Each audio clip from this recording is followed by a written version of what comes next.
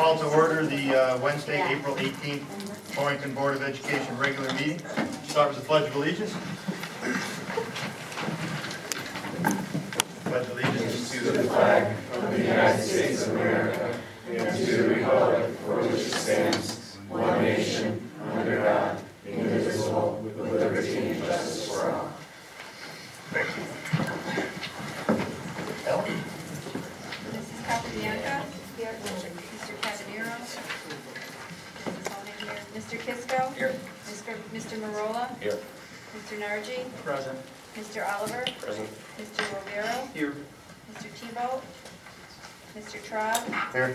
Mrs. Batchelder? Here. Mrs. DeMonico? Here. Mr. Jocelyn? Here. Mrs. Flacco? Here.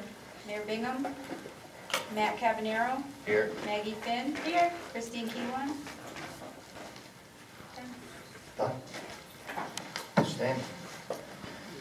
School community session. Deb, do we have anyone signed up? No.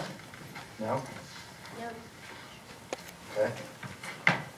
Guess we can skip that section. Take a motion for the approval of the agenda. So. Second. Fiona? Any discussion? All those in favor? Aye. Opposed? Unanimous? Okay, approval of minutes. We have two. We have the Board of Education regular meeting from March 14th. Motion approved. Motion by David, second by Ellen. Discussion, corrections? Seeing none, all those in favor? Aye. Opposed? Seeing none. Board of Education special meeting on March 28th. This was a budget meeting. Motion approved. Mr. Oliver, second by Mr. Marola. Any discussion on the item? Seeing none, all those in favor? Aye. Opposed? Unanimous again. Okay, informational sharing session. Student representatives. Who's going first? Who wants to go first? No, you go first. Okay, I'll go first. All right, starting with East School. This week, our fourth graders are visiting the New England Air Museum. Our students always look forward to this trip, and we are excited to be returning again this year. This experience helps us to apply to the real world what we've learned in science about force and motion. Kudos to all the East School art students for placing among the top 10 on Artsonia, the largest online student art museum. Artsonia showcases student artwork from all around the world. We are very proud of our students' accomplishments. More than 70 students at East School are currently training for Rod Dixon's Kids Marathon. We're looking forward to running the final lap in Litchfield on June 9th. The Conscious Discipline Workshop series offered to parents/guardians is well underway.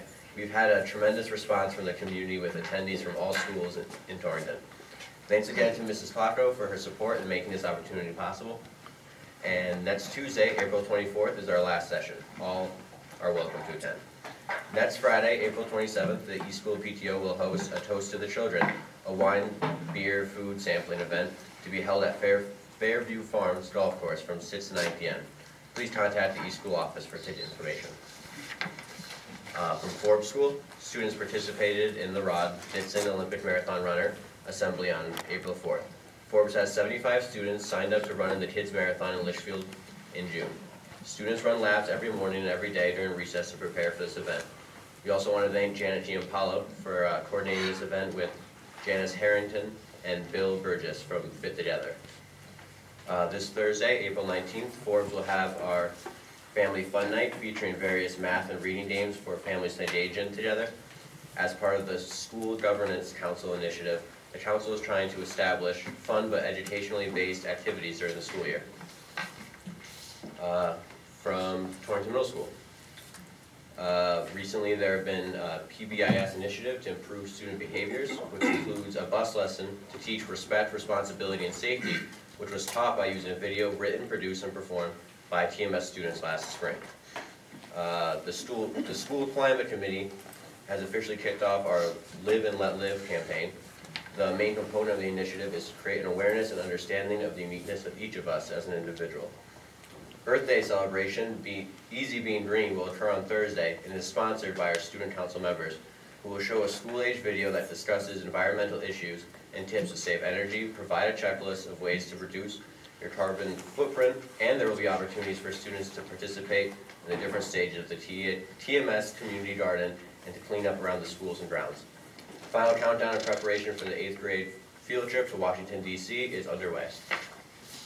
And lastly, from Southwest School, students once again have exemplified their caring for others, as tomorrow morning, April 19th at 9 a.m., they will present to Kevin Purcell, Executive Director of FISH, a check in the amount of $1,000.18. The students donated loose change and savings to the Change Challenge Drive held last month, which was sponsored by the Student Council. Presently, there are 11 children living at our neighborhood shelter. This money will be used to purchase food, clothing, and services that will benefit these youngsters. Right now, I have the news from THS. The first student forum was held on Thursday, April 4th, with reps from various clubs and activities to discuss the state of the school. They identified strengths and weaknesses, came up with things they want to stop, things that need to be changed, and ways to improve the school. This will be a topic for an upcoming extended homeroom so that all kids can get involved. On Tuesday, the Young Democrats and Teenage Republicans, with the help of Mrs. Krafko, held a voter registration rally. Mayor Bingham, State Representative Michelle Cook, State Senator Rohrback, and addressed the senior class on why become a voter. And the kids were really excited about it. I think it went really well, which shows that afterwards 118 students registered to vote in the Career Center. That was awesome. Upcoming events at THS include this Friday there's a blood drive sponsored by Student Council from 8 to 1 in the gym.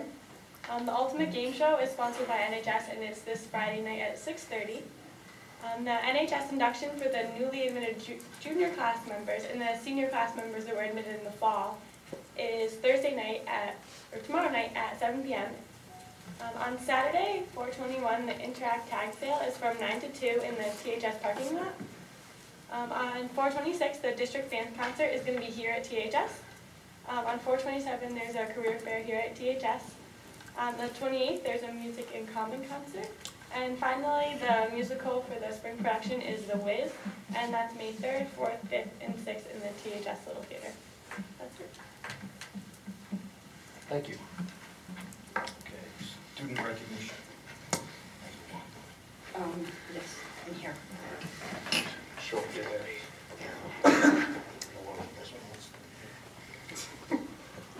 Pei Chow, could you please come forward?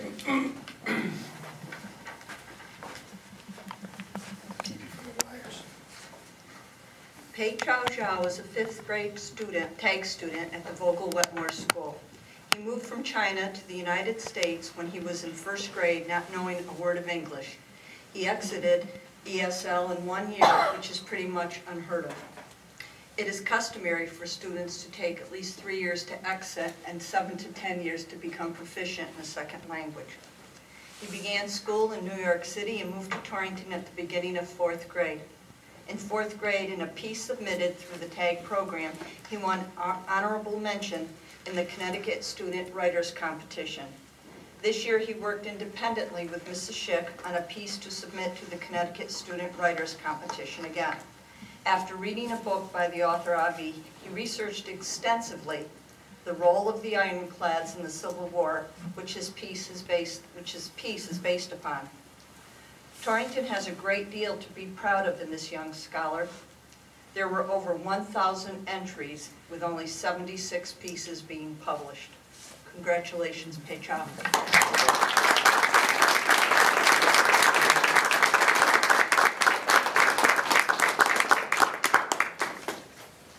And in your packets, you did see I included his story, so enjoy.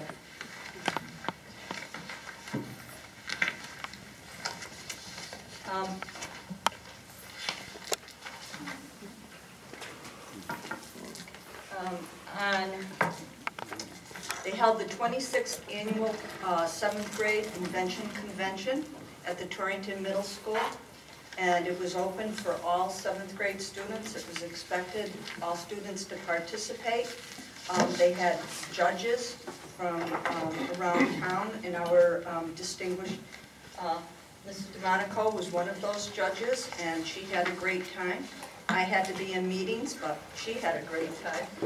And there were things such as Remember Me Lunchbox, the Whiz Funnel, Securitron, buff beach umbrella, sign language match game.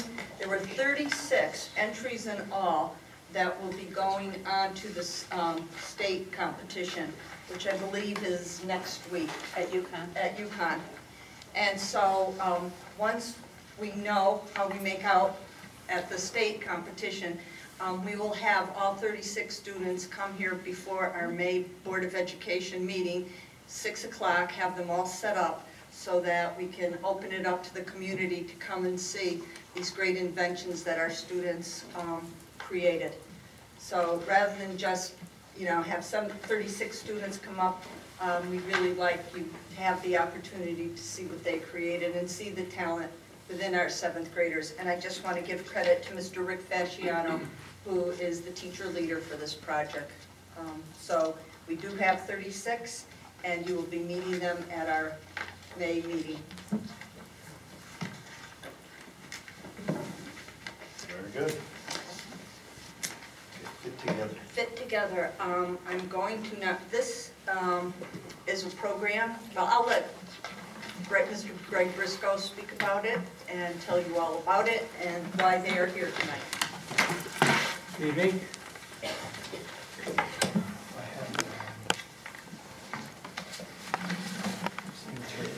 I'll get Greg. Thank you.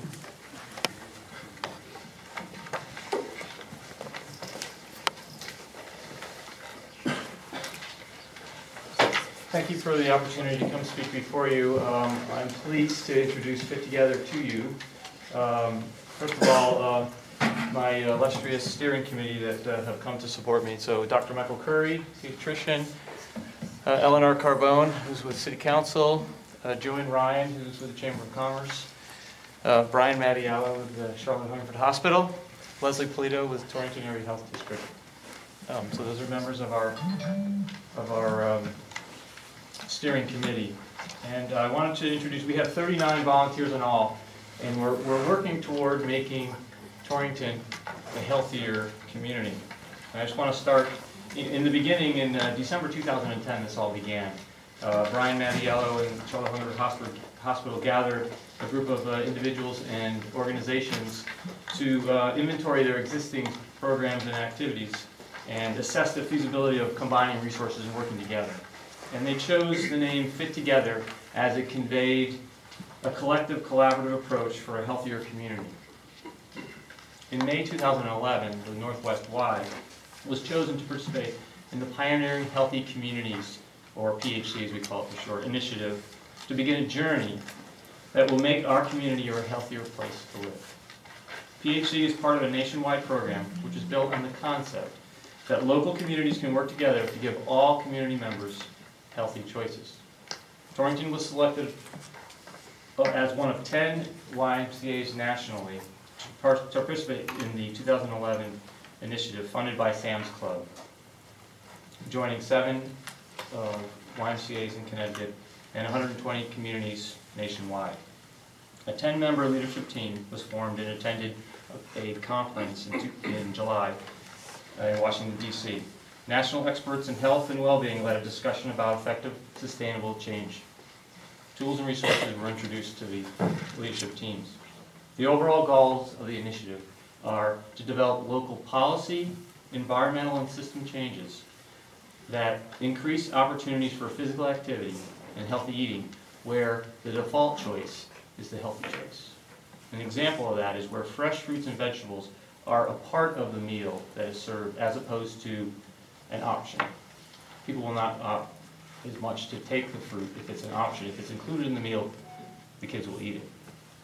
It's also to raise awareness and strengthen the framework to reverse the trends in physical inactivity, poor nutrition, childhood obesity, and other chronic conditions.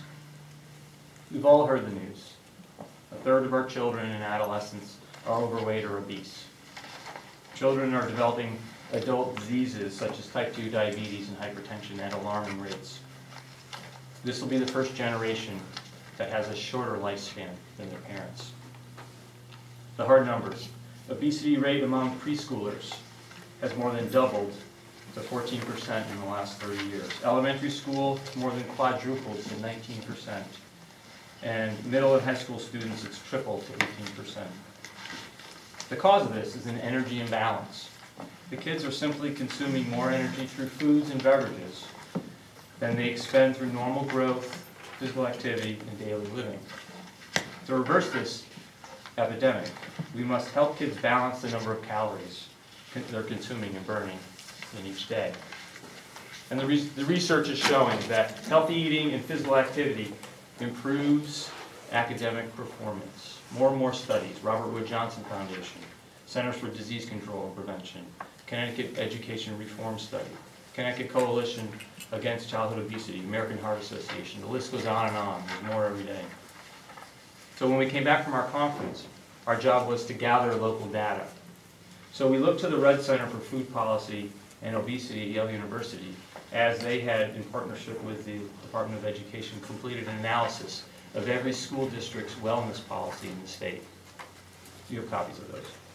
We also looked to the Department of Ed's physical fitness testing results that showed that Torrington students, only 36% of them met the standard, 30% in Winstead, where the average was 50%.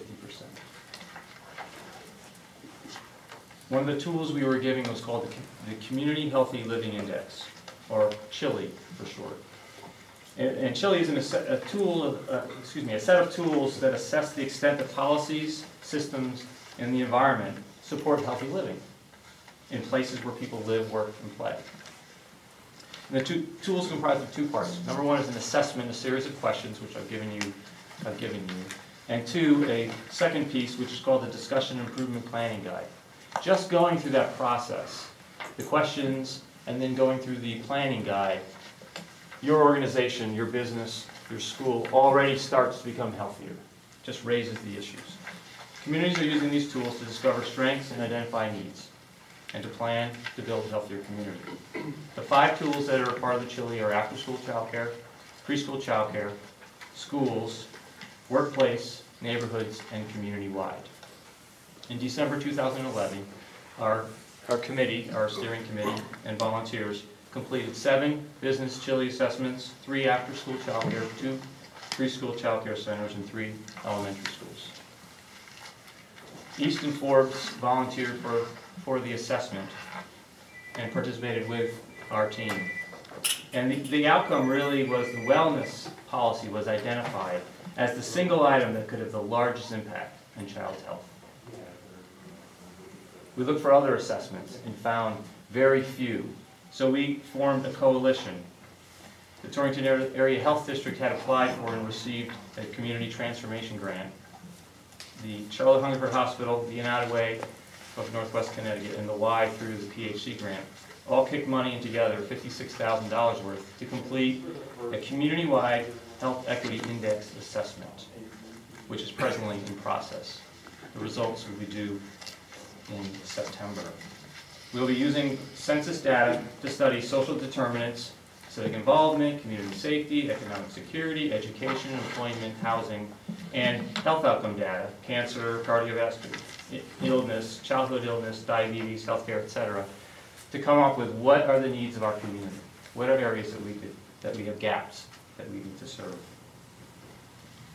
So stay tuned for that. We'd like to recognize what the district is already doing in the last year. Hundreds of elementary school students in September came to the Warner Theater to see a performance of what was called Food Play. It was a vibrant performance that introduced kids to healthy eating and exercise in a fun way. I thought the message was terrific.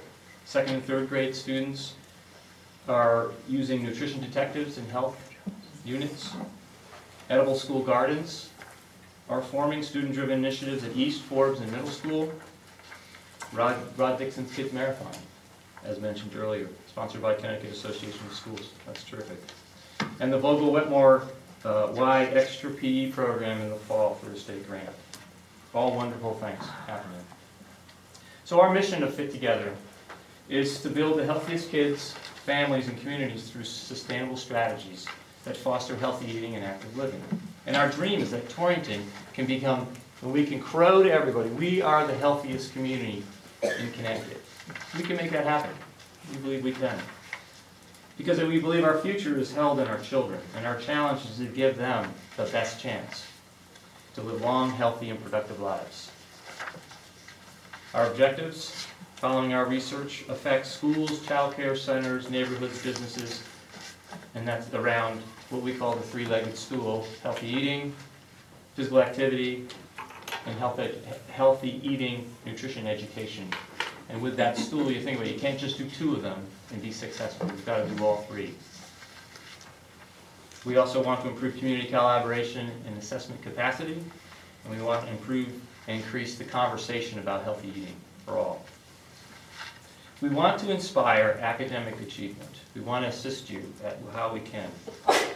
A healthy school environment empowers the complete student, and we see student well-being affecting the future of our whole community, and we can do that through a school wellness policy. So we are aware that the board policy committee is revising the school policy. We would like to contribute to that process. We would like to be part of that process. We've been studying and focused on this for the past year, and we believe that we can productively assist the district in developing the best customized policy in the state. Writing a wellness policy is not a to-do. Let's find a good one, let's use it, let's put it on the shelf. You know, it's a process. We've got to engage a lot of folks in it. We've got to get a lot of buy-in. And as the Department of Ed recommends in their action guide, for health team composition, it includes a wide variety of school and community partners. As partners is what it's all about. You know, we know the schools, we're all involved. We're part of the activities. We want to partner. We want to fit in. That's why we want to fit together with you. I know it's corny. We want to fit in with the school's goals and implementation. Because we know the school district has so much to do. Everybody wants to put everything on you guys. You know, we want to help. We feel that school, family, community partnerships are needed for an effective, no-cost, low-cost implementation. I mean, that's key. You know, everyone's budgets are tough. That's who we are. We want to help. Thank you. Thank you. Thank you.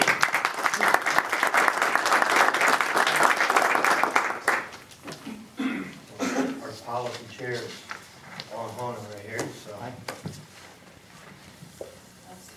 Yeah, Great. together on that. Thank you. Don't need to put you on the spot. Okay. Sorry, we don't mind putting her on the spot. Thank you. Thank you, Rick. Thank you. Thank you. And thank you all for coming this evening. Great work. Thank you very much. Superintendent's report. Yeah, I'd just like to report the Torrington Lions Club has given us 10 trees to plant along the grounds of our schools in order to replenish what we might have lost during the storm last October. So Mr. Pacetta will be responsible for getting them in the ground for us. And then we'll take pictures and send them to the Lions Club to let them know where they were placed around the district. Building bridges, summer program. Last year, Forbes School had a summer program, and it was made possible through the efforts of Rob Verdes to write a grant to the Torrington Foundation and to make it happen. And so again, she piloted it last year, it worked well. This year she went out and sought some more money. And so she is the recipient of a $7,500 grant for Building Bridges Summer Program, which will be for 30 children, I believe, entering 3rd and 4th grade. I just want to do a plug for Building Bridges. We had it last year, and out of the 22 students who participated, 18 out of the 22 maintained their reading level during the summer or went ahead. So that was phenomenal, because we have so many students who slip behind during that summertime. So it's just a real critical time. So to have programs that sustain that learning makes a huge difference, especially for our students. Thank you.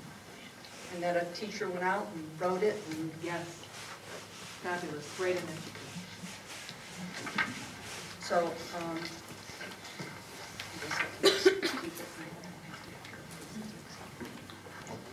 No, accept all the ones you can. we'll accept that. Yeah, we'll accept anything, we're like that, you know. Okay, yes, yes. That's how you shake hands now? Yeah, I'm working hard. Okay, staying along the same line, we received a $2,000, wasn't even a grant, it's just a gift, but it's from CT Perk, and it's for the high school to develop their family, community, and school partnership, to put it together, to have someone come and facilitate the first meetings, and to get her group, get the high school's group going.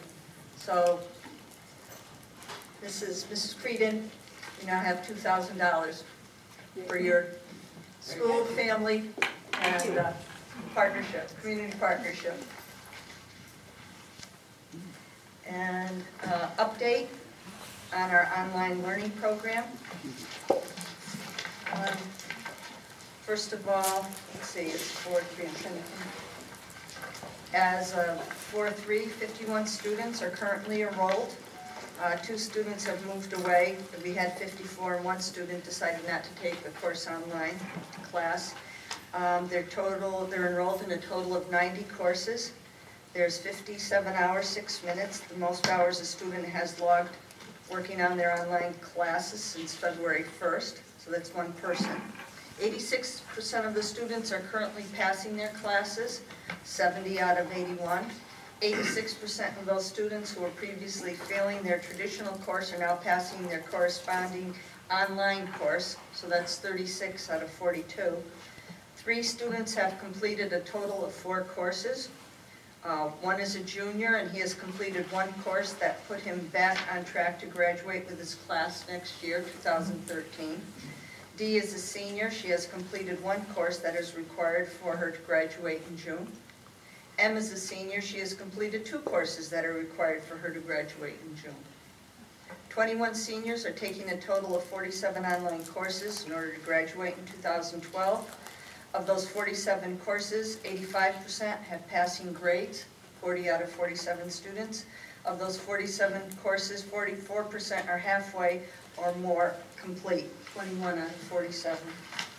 And then we also put in a FAC online learning program, and students, take courses for non-credit recovery purposes, and that was in your packet. I don't have to go through that with you, but I just, and this was prepared by Barbara Beebe, who's the manager and overseer. Can you mention the coach visiting us? Yes, oh, that's right, well, I sent an email, but, yes, the Odyssey Wear coach, so you can see how it works and what it's like for students, will be here The 25th. 25th. 2:30 to about 4 o'clock probably. Yep. So if you want to see what the children have learned and how they operate and work and everything you wanted to know about online learning, It's a but big we RV. haven't answered, come on up and see. We're also opening it up to the teachers of the school, and we're opening it up to the general community. If they want to come and see what it's like to learn online, come and take a look. It will be here the 25th of April from 2:30 to 4. Hopefully, yeah, it's still a little bit It'll long. be in the state, so Sue made accommodations for it to come here. Okay? Thank you. Thank you. Sure, if I could interrupt just for a minute. No. I can't. We had 2 members of the Lions Club here, Mr. Zernak and his wife. They were wearing the blue jackets, Oh, I couldn't. and they just, They're behind the screen. yeah, we couldn't see them. So I told them that I would let the board know that they were here. and, Oh, They okay. were pretty excited about this I project. apologize. Yeah, no, they understood that. I wasn't, I wasn't told Yeah. anybody would be But, here, or, they're gonna get together with Mr. Bissetta, and they'll get together with the press, and they'll also help do the planting, they said. And they're spruce, so if we have another storm, they'll bend, they won't break.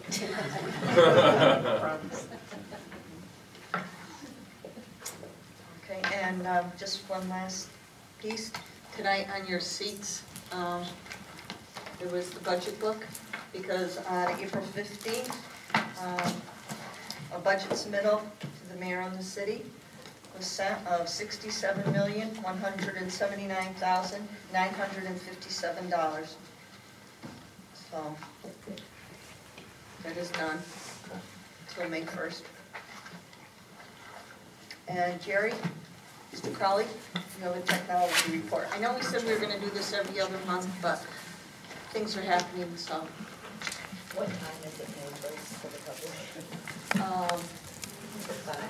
I think it's fine. 5? Yes, 5 o'clock for the joint meeting and then 7 for public hearing and stuff. Oh, yeah. 7, 2 hours. Yeah. Okay. Let me double check. I don't- Hang on. Usually. I thought it was, I thought she was doing it 2 hours. Sure.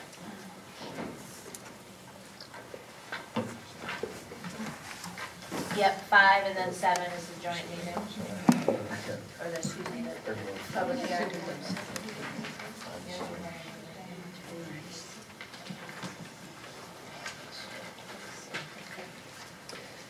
Hi, I wanted to take this opportunity to go over the technology audit that was performed in February on our network infrastructure. The goal of the technology audit was to identify any infrastructure deficiencies and to help guide the district in preparing for the state online testing in 2014-2015. The network audit was performed by CREC out of Hartford, their technology division, performed the service.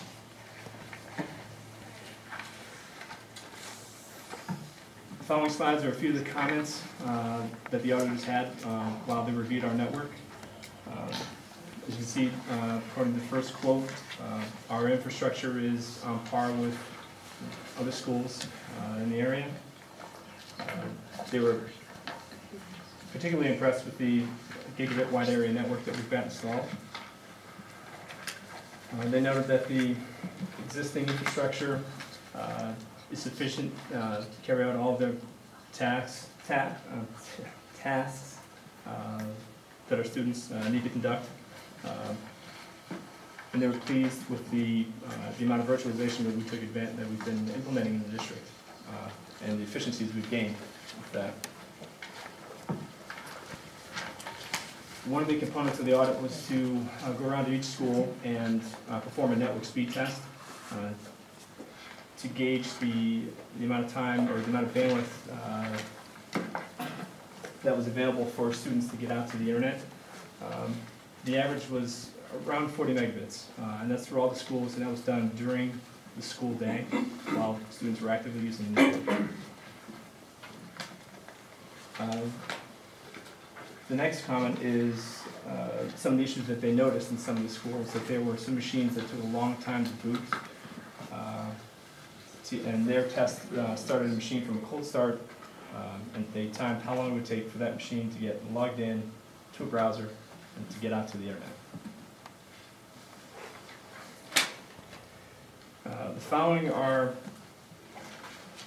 the ways that we're going to address the recommendations or the concerns that the auditors brought up while examining our network. Their first recommendation was to replace all the old and aged computers in the district and to upgrade any machines that still are viable to Windows 7. Year 2 of our replacement cycle is going to address a lot of the old computers, particularly in the middle school and the Forbes school. Those are the 2 schools that have our oldest machines. The identification of the long login times, those issues were predominantly at the middle school in Torringford. Torringford is our second oldest school in terms of hardware. Some of the issues had to do with the hardware, the version of the operating system that's running on them, and also the server itself. So one of the things we're going to do is we're going to make sure that we upgrade all the workstations to Windows 7 and also revamp the server.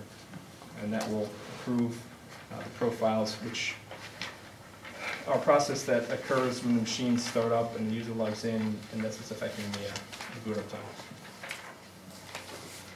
time. The replacement of older network switches and improving the capacity of bandwidth to the desktop. The network infrastructure in this district was installed back in 2001. We've added some pieces over the years, but probably 90% of it is over 10 years old. As we've been replacing machines in schools, we're also upgrading network equipment. We're purchasing gigabit hardware to do that, and we're going to try to make a big push this summer in high school and middle school. Strengthening the login passwords. They know that there is no policy right now for passwords for teachers. It's something that we've considered as a tech department in the past. One of the things that's kind of held us back is that since there are so many users on the network, when the passwords start to roll over, anybody who's forgotten their password or is unable to change it is going to try to contact tech support to resolve that.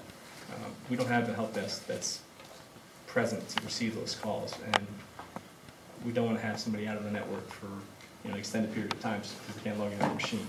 So our recommendation is to try to get some kind of help desk service in place to facilitate that.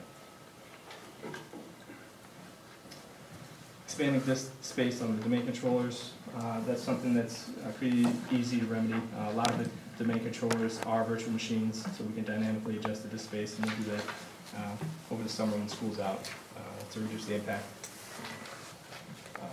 Update domain controller status.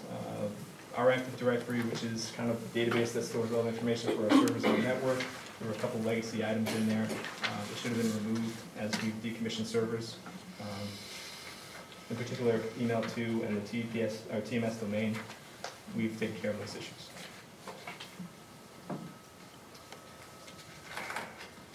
Increase wireless networking coverage. Part of the capital budget is to keep purchasing additional wireless access points and to distribute them throughout the district. And disaster recovery strategy. We've started the documentation for this process. It is a process that's kind of in flux because as we've been able to acquire new capital, it changes the dynamic of how our servers function and how we back them up. So that's something that'll be kind of in flux for the next few months. Installing uninterruptible power supplies in the IDFs. The IDFs are the network closets that are spread out throughout the buildings. In those closets we have network switches. They're recommending that we put battery backup units to maintain power to those switches in case there's a power outage. That's something we'll do as we upgrade the network equipment going forward. And lastly, cleaning out the IDFs. In a lot of the schools, these network closets also double as custodial closets. So there's a lot of equipment in there. They get dirty, they're cluttered, and that's something we'll work with the facilities director on figuring out a way to make it a better use of space. And lastly, in conclusion, the audit has revealed that Torrington has a solid network infrastructure. Our gigabit fiber wide area network is a good platform for future services such as voice over IP and video streaming. And going forward, the main priorities for the technology department will be disaster recovery documentation, replacing old machines, upgrading operating systems throughout the district to make sure that they're current, upgrading network infrastructure, and maintenance on the servers.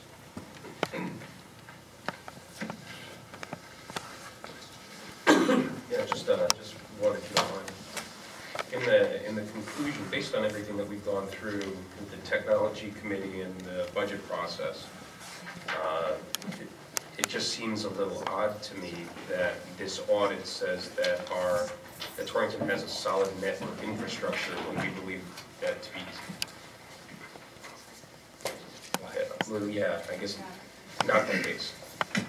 That we need to make a huge investment in our infrastructure because our infrastructure right now can't sustain additional computers, bandwidth, whatever. Doesn't matter. We just don't have the wire. I think their their analysis is based on what exists out in other districts today, and we know that we've got a lot of old hardware, and as we replace that hardware, we'll be upgrading it to a better performing level that's going to accommodate or address those issues going forward.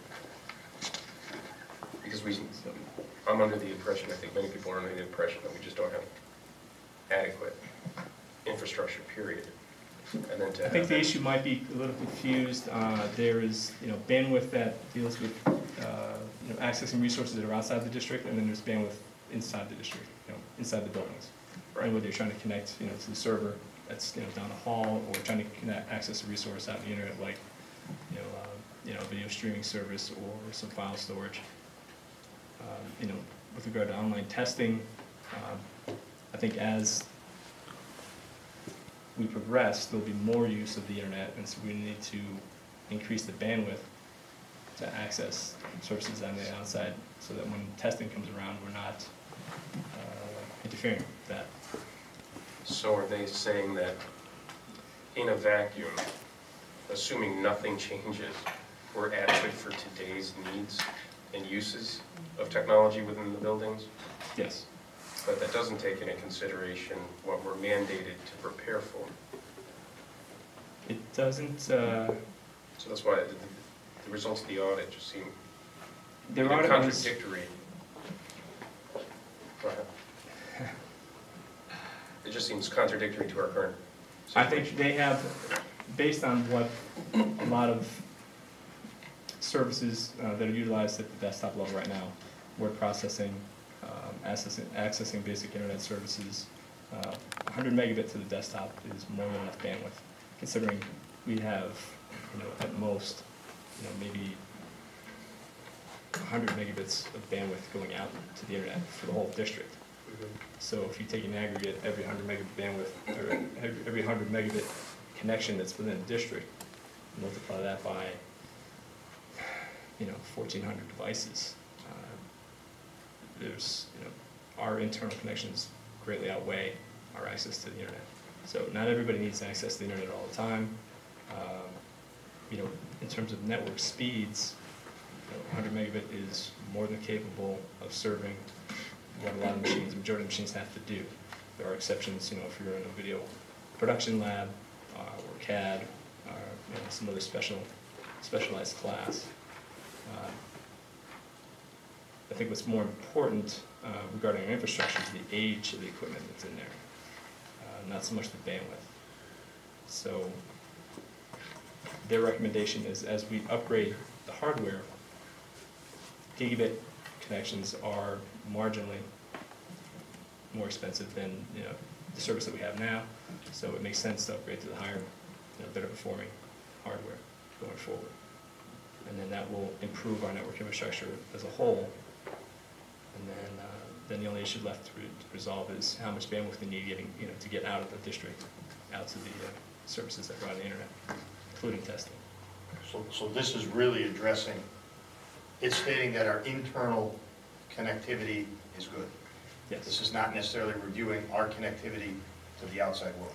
No, the only So they're saying test that they've done is buildings when they great. did their internet bandwidth test, and they were seeing speeds of 40 to 60 megabits, in terms of access. That was their portion of how fast we can connect out to the internet. This study also didn't address the percentage of accessibility per building, or the number of units per building versus per people.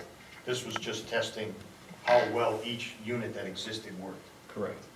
So they're not saying that we have the right number of units, they're just saying the units we have perform within a parameter, Right. an acceptable parameter. As long as you don't go outside. Correct. Thank you. Oh, sorry.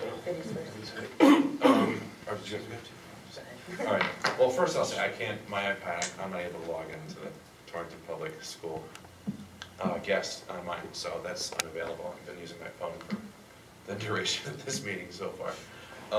And also, I've heard multiple times at multiple board meetings and committee meetings that, we brought up the issue of there's some schools have 4 computers per classroom, and there's other schools that have not much more than that in the entire school.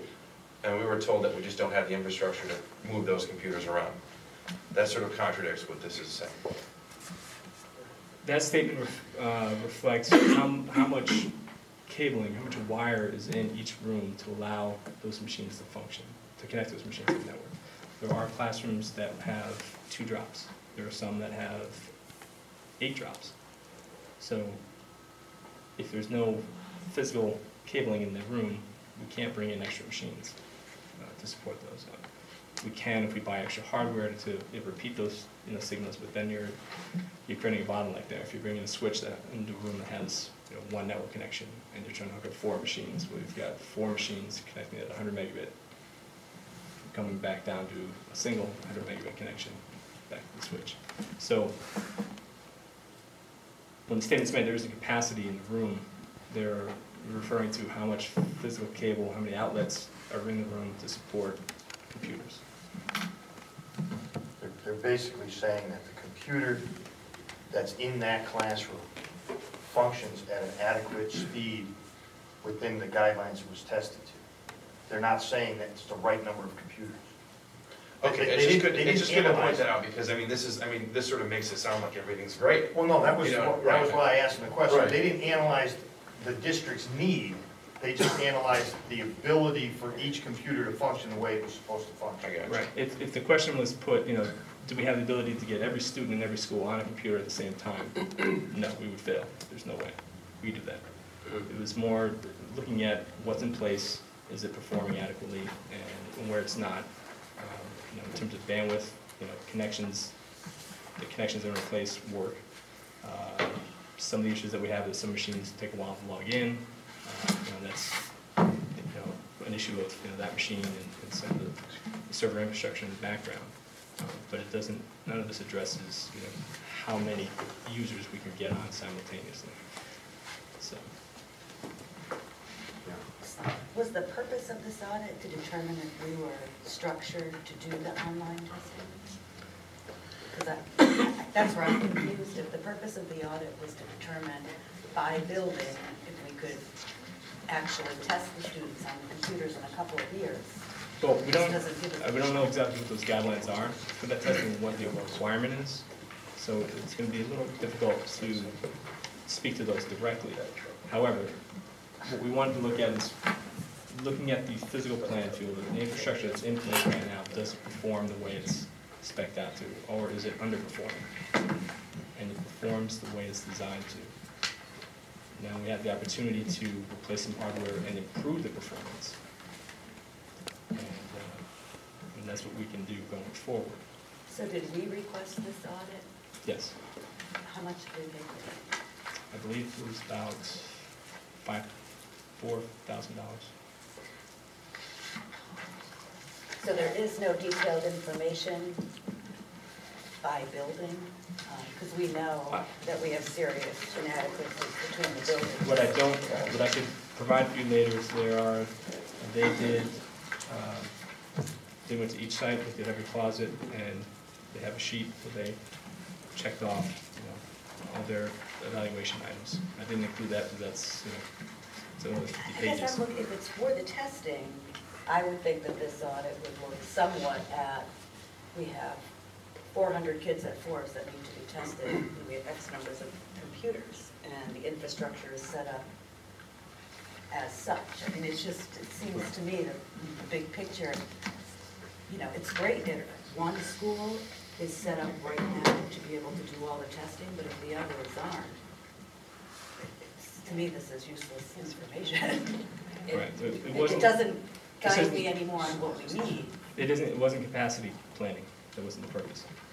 Sue has an answer for you if you want. The State Department of Education has contracted with Pearson, which is a large corporation that does a lot of the standardized testing, to roll out a technology readiness tool, and that tool will open next week. The technology department has had information forwarded to them that will collect the kind of information that you're talking about. I think our primary concern with with this audit was to assess the health of the network to see whether or not it had the capacity to do the job. The questions that you're asking about how many computers are we really going to need, Jerry has been right spot on with his answer in terms of nobody knows that yet, because not all of our students are going to be assessed at the same time. The new assessments that will begin in 2015 will be given over a 3-month window, and schools are still in the process of beginning to develop protocols for just how students will be rotated through in order to participate in the online testing. It's very different than just sit down, complete items 1 through 30 and like a paper and pencil test, as we have done with CAPT and CMT for the last decade or so. Yeah. When will that standard be available? The technology readiness tool is going to be open next week. So we'll be able to assess that and discuss it next month as to what. What I imagine, what I think most of us are looking for is not necessarily the number of units in a school, but if I use Forbes as an example, and there's 4 computers per classroom, how do you effectively test a child in that classroom while the rest of the classroom is getting a lesson? And how's that going to impact their ability to test? Do we need to dedicate a testing room, or I'll just say for myself, you're going to really need to explain to me how 4 kids test and 16 kids are getting lectured to and the 4 kids aren't distracted. Because I get distracted when a fly goes by, so I mean, that would just ruin my testing scores completely. So I think that's kind of, I'm getting the sense that's the frustration of the group around the table is we can't necessarily wrap our minds around how you're going to be able to accomplish that in a building as fragmented as that. One of the things, we really have to take a look at the number of computers we have in every classroom going forth. That's going to be critical.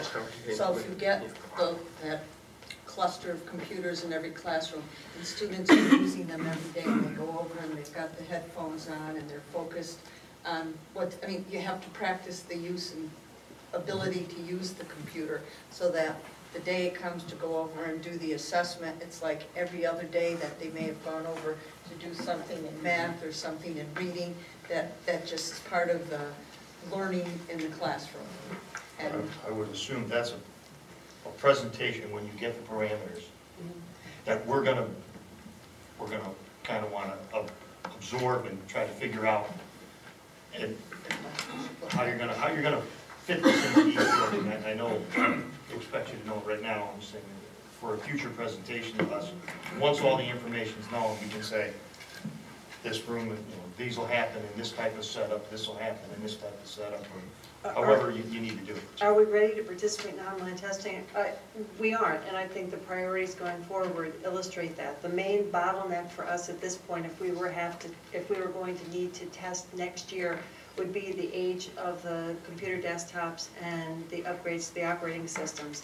And we are on track in terms of the technology budget that Jerry has prepared to go about a systematic replacement and upgrade of those systems. So more information will be shared with you as it comes out. We'll probably do a presentation about what are the smarter balanced assessments so you can get a better sense of just how different they will be from the current Connecticut Mastery Test and CAP test. So that will be I think that will help tremendously. Yeah. Like I said, we're all used to the sit down with the bubble and fill in X number of bubbles. Yeah. So, we have to be educated in the new system so that we can appropriately understand it when you're trying to explain it so we can absorb it. And I think the other thing for me is, I don't want these kids at some of our schools to be getting this exposure at testing time for, we have some schools, and we know it, we've seen it, that are every day getting this exposure. Every day these kids are proficient on the computers. Then we have other schools, they're not getting it at school and they're not getting it at home. So I'm hoping that we're preparing so that these kids have time to figure this out before they're required to do all their testing on it. And that's in the summer curriculum cycle too. has to be a fair. I just have one other question. On page 3 under recommendations, identity cause of long login times at middle school in Torringford. You said that's because those were the oldest. middle school has the oldest machines in the district. Forbes is next, and then Torringford will be after that. See, and I thought Torringford got all new computers with the renovation. 10 years ago. Yeah. So is it the computers or is it the programs on the computers? I think the machines are new enough that they will support Windows 7. It's, you know, if you look inside the report, there's a question about how much memory they have, whether the memory, the RAM is adequate to support Windows 7 or not. I have a gigabit, it will run, it will function fine for most purposes. If we want to make the extra expenditure on those machines, and these are machines that aren't going to be replaced next year, but they're scheduled to be replaced the year after. So the question is, do we buy the extra memory for 1 year, you know, to get the most out of the machines, or continue as they are? But we can upgrade them to Windows 7, and then there's some work we need to do on the back end to improve the login process, because it's not all machine related. Some of it has to do with the server infrastructure on the backside. You know, what's occurring as the machine starts up. There's some files that are being transferred, some customizations that are being pushed down the machine that are taking a lot longer than they should. It isn't common in other schools, but it is in that particular school. So. Question, Was this an annual audit or a 2-year audit that the school has to participate in, kind of like an annual financial audit? Or did we pay for this one-time special audit? One-time special audit, because there was so much concern as to where we were with our, you know, our hardware, our software, our machines, and we just wanted to know where we stood as far as a school. You know, we don't compare to businesses, and nowhere near. And so how can we go forth?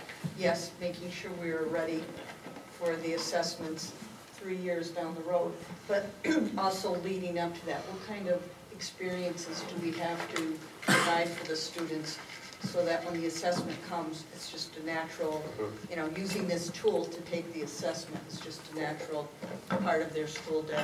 So when you come back and present to the board about what Sue's going to be looking at, excuse me, this is, we'll be able to address some of the issues that were identified within the audit, such as minor administrative issues with the network servers and issues with poor performance with using the computers. I just want to understand what that relates to. Is the poor performance a user poor performance?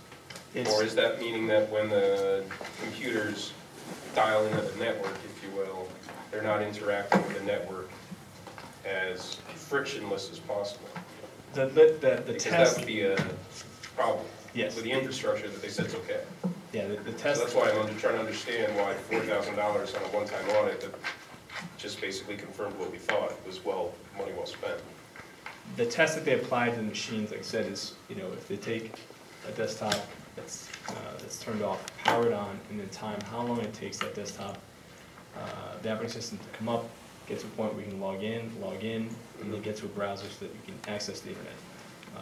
It isn't so much a test of how fast the internet content is delivered to the machine, but how well that machine performs getting you to the point. But within the audit, it's saying that for computers to boot up, it can take it in excess of 5 minutes in certain circumstances. Yes, that's what we experienced. And that's a long time in a class. Yes, absolutely. To be waiting on 4 computers with 4, it could be 20 minutes of total time by the time. Yep. We agree, and that's not appropriate. This is something that we can time going forward? Yes. We have the ability to perform these tests? Yep. There wasn't any magic to that test. It was simply just sitting there monitoring the machine as it came up. And then, you know, once the machine is up and it's in a browser, the next step was, you know, testing the internet performance. There were a few internet tools that we used. Speakeasy.net was one. There's a broadband.gov, the government website, has a bandwidth test as well. That's for schools, so they can evaluate the performance of the internet connection. But moving forward, we won't have to do this audit again because we know how to do it now? This portion of it, yes. Yeah, it was, Also allowing a third party, an independent party to come in and evaluate it so that we, outside of what we know. Okay, Andrew? I believe that as we go forward in the future, we're going to go towards a statewide curriculum. Could, maybe, think is likely. And as we go forth with a statewide curriculum, I believe that over the internet, it'll be able to provide all the students with the curriculum and the testing that will be taking place in the academic year. Question, has any school yet in the state gone to a statewide curriculum in the manner in which it's the curriculum as conceived by the state, paragoned by the state, and has gone forth with that type of model where they're just going with this statewide curriculum, and how have they integrated their technology to actually be able to implement it so that as each chapter is done by this paragon of curriculum, it'll be tested, just like we're testing in 3 years, these standardized tests. Is that close to the future? Is it far removed from the future? The primary area where there has been model curriculum development has been in math. Algebra 1 model curriculum has been developed, is being piloted. In fact, at Education Connection, they have a Moodle version of Algebra 1 as well, which is completely an online class. The Odyssey-ware program that we're currently employing in our online learning program is also a good example of a curriculum that every question, every lesson, every unit is also mapped back to Connecticut state standards, and now more importantly to the Common Core standards. So we can pick and choose those areas where we want to focus instruction, and then the assessments, as you indicated, are built right into the program that are matched to those units of instruction. So in some cases, yes, but the state of Connecticut continues with their past practice of giving districts considerable latitude in developing whatever curriculum is determined to be appropriate for the students in the town or city that they're serving. So another change that we're seeing is that the state is going out on a limb to some degree and doing a lot more to encourage districts who are in the process of aligning or updating their current curriculum with the Common Core standards to look for other states for models. For example, we're using a lot of materials from the state of Arizona as we're updating our elementary math curriculum. Ohio is recognized as being a leader in the secondary elementary in English language arts curriculum. And as you said, there is all of these states, and so many of them are members of these consortia, are coalescing around the Common Core standards, and as a result, they're able to share resources more across not only district lines within the state, but across state lines. So we're being encouraged as the staffing at the Connecticut State Department of Education continues to be reduced to access other resources, because quite frankly, they don't have the people there to do the kind of work that you're talking about in terms of developing model curricula. So they have sample units that are posted online. Districts are encouraged to use those as models, but the operative word there is encouraged and not required, and not necessarily forced to do so. It's still optional. And they're models, not complete units. They're units, they're not complete curricula for a course. And the closest thing that we have to that are the complete courses that are available through our online vendor.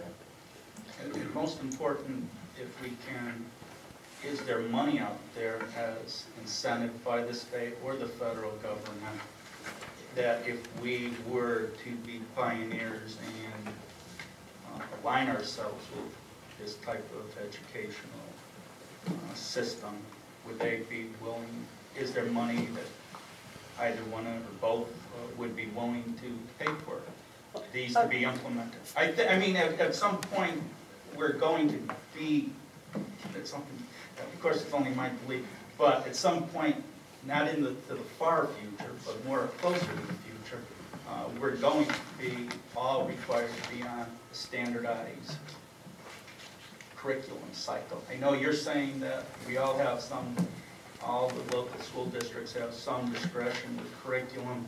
I don't believe that's the direction that federal government wants to go in, and I don't believe that's the direction of the state. So I'm saying let's get on the bandwagon first. We're clearly short of money in this town for educational resources. If the money is there, that we would be the pioneer into the future. Get the money, let's do it. And that's just what counts. Thank you. Well, so they can look into it. Other educational organizations that are differently organized have whole divisions that are devoted to content areas. So for example, if you look at a large county system, there are departments of English language arts and world language and mathematics, and there are whole staffs that their job is to work just on curriculum, just on assessment, just on data, just on professional development. Whereas in Connecticut, each district is a one-stop shop for all of those different features. So the encouragement of the state to take advantage of the work that's being done by these large-scale operations and to kind of piggyback on that and not to reinvent the wheel, I think is their attempt to assist districts in modeling statewide or even a national curriculum. We are taking the step that we'll have teachers really take a look at all teachers take a look at the online programs that we're using and compare it to what's existing currently in our own local curriculum and to match standard for standard and types of thinking, and so that will be Yeah, two questions. First, just a really specific one. On page 5 of this proposal, it says that Jerry, speakeasy.net was used to speed test the system? That was one of the tools that was used. Yeah, and whose decision was that? Was that correct? That was correct. I chose to use, in conjunction with that, broadband.gov, which is the government website, and they've got a testing tool there for them. And you used both of them? Or Yeah. Okay, you used both of them. All right. And they both showed approximately the same results? Very similar. All right. And because we're doing it in the middle of the day, there were some discrepancies because actually the bandwidth fluctuates. On a much less specific note, in terms of this, there's this whole paradigm shift, which is clearly what we're talking about here, how we educate kids, how we're going to, and doing it online. Has there been any consideration, any dialogue at any level with, I mean, I'm a big fan of not reinventing the wheel, of looking who does something better and basically stealing their good ideas. The United States never steal. Yeah. Collaborate. Okay, so for all in agreement on this, the latest data I read is that, standardized international testing in developed countries, the United States is around 27th, 28th, science and math, right? Have we looked at how other countries are doing? I mean, clearly, other countries are looking at online components to how they're teaching. Have we looked at their models, what they're doing, instead of just looking at Arizona, for instance, The main thing that distinguishes our system from other systems that are scoring ahead of us is the fact that they have curricula that are much less broad. They teach fewer concepts much more deeply to mastery. And so that's part of the reason why the students are performing better. They're developing the skills, the habits of the mind, the processes to take information, process it through, and arrive at answers on assessment. So it's not just that they're learning a specific, this broad body of knowledge, but they're learning how to manage the knowledge by having curricula that are fewer topics, less content. In Singapore, Hong Kong, probably 50% of the content that we have in United States curricula. Bob Marzano is an educational researcher, says that the average state standards would take something like 287 days to teach under the best circumstances, and we have 180 days, of which we probably don't have direct instruction on all 180 days. So our curricula is almost, as it's written, our standards are almost too big for our students to effectively get their arms around. And so, Master them. yeah. Right, so if this is tied to their citizens' performance, which is tied to their, ultimately, the goal to their functionality in the workplace, which I can attest in very first-hand information, they're far more successful at developing the kinds of intellectual tools that are required to fit into modern economies. Shouldn't we be looking to follow their lead on these kinds of things? There's three other things, Paul, that most other countries have. They have a longer school day, a longer school year, and they're more selective to the pathways that their students can take.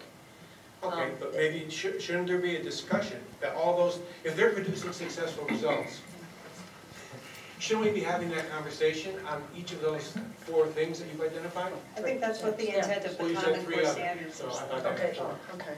But, I'm sorry, Sue. That's what the intent is of, in adapting the Common Core Standards, is to create that type of focus and to, you talked about the shift of paradigm, to shift the paradigm so that you're not trying to memorize a whole bunch of facts, you're not trying to master a huge body of knowledge, but you're developing problem-solving and critical thinking skills that will allow you to be successful over a much wider variety of experiences, not just learn the items for the test, take the test on Friday and forget about it and go on to the next thing.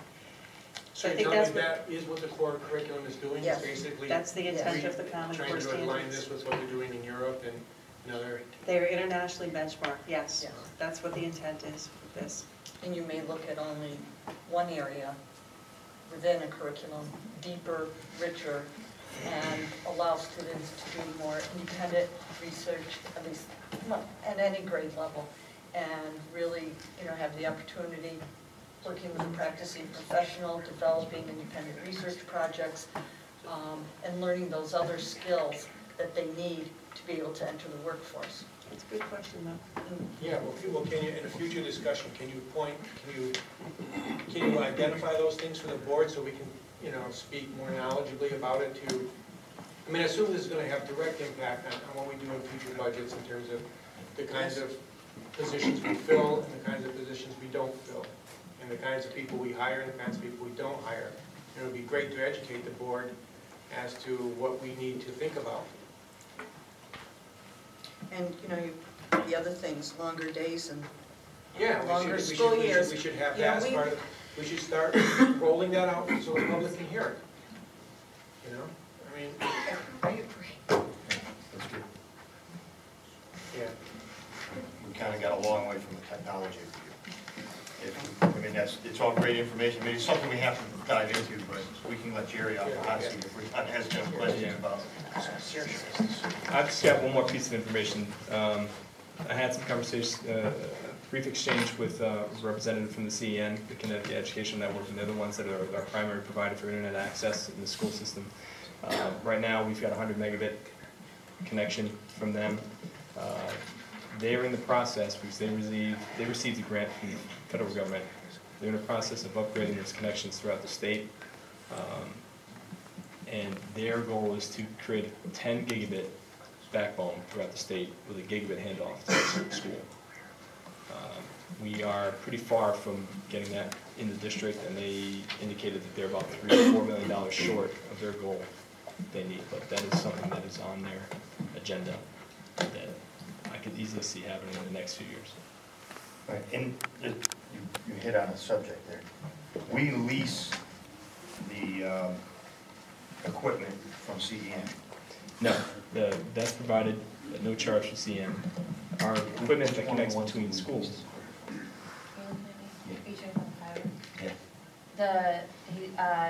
Which contract of the fiber contract? That's what. Digital back office has the fiber contract, and that is only for connections between our schools, or all of our 5 elementary schools and the middle school back to the high school. The CEN is a separate piece of fiber that's provided by the state and funded by the state, and their equipment is provided by them. That provides us access to the internet with content filtering. But there's one contract we have that we pay. Correct. For equipment. Yes. Which contract is that? That's the in between the buildings one? Correct. So when because we're leasing this equipment, are they responsible to maintain it and keep it in a peak performance? So where you're having slowdowns and you're talking about needing upgrades, are we looking at them to upgrade the equipment that we're leasing from them? Yes, if we desire, at any point, we could say a gigabit between schools is not enough, we want 10. And I'm just saying the quality of what we have currently. I mean, the stuff, as it wears, as stuff gets older, yes, you lose efficiency. It's their obligation to maintain. Are we on them about Are we ready? looking at that based on this saying that we do have some connectivity problems? Are we asking them to review the ability of their machines and make sure they're... Our connectivity issues, anything that's in this report has nothing to do with the gigabit wide area network. Thank you. Okay, anything on this side?